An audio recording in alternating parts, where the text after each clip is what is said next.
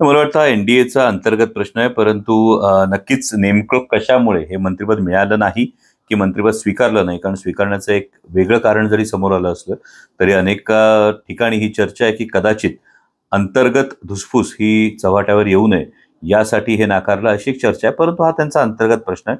त्याही पलीकडे जाऊन एक नक्की ही गोष्ट, ही बाब त्या सर्व नेत्यांच्या ध्यानात आली असेल की आदरणीय पवार साहेबांचा हात डोक्यावर असताना दिल्लीतलं वजन आणि तो हात निघाल्यानंतरचं परिस्थिती ही नक्कीच त्यांना कळून चुकली असेल.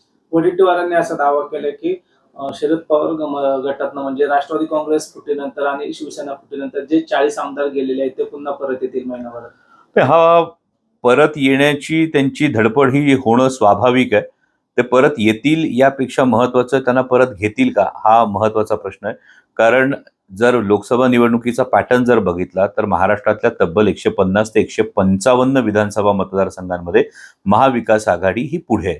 आणि अशा परिस्थितीमध्ये आता महाराष्ट्रातल्या महायुती सरकारविषयी केंद्र सरकारच्या तुलनेत कितीतरी जास्त नाराजी आहे आणि अशा परिस्थितीमध्ये आमदारांची ही पळापळ होणं हे स्वाभाविक आहे.